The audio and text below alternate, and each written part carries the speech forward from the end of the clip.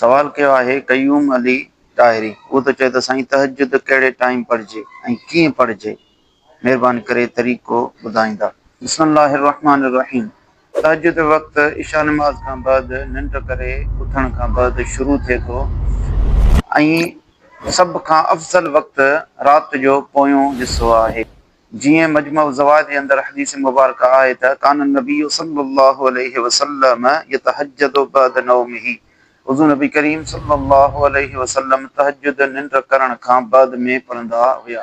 इन हदीस मुबारक मां मालूम थियो त निंड करे उथण खां पोइ तहज्जुद वक़्तु शुरू थिए थो ऐं तहज्जुद कीअं पढ़िजे, उन जो तरीक़ो छा आहे, इन बाबति मुख़्तलिफ़ आरा मौजूदु आहिनि। पर नक्शबंदियुनि जो तरीक़ो इहो आहे त 4 नफ़िल पढ़ंदो, 2 रकातूं करे ऐं हर रकात जे अंदरि अलहम्द खां पोइ 3 दफ़ा या 21 जे हिसाब सां कुल पढ़ंदो। इहो नक्शबंदियुनि जो तरीक़ो आहे। अल्लाहु अअलम बिस्सवाब।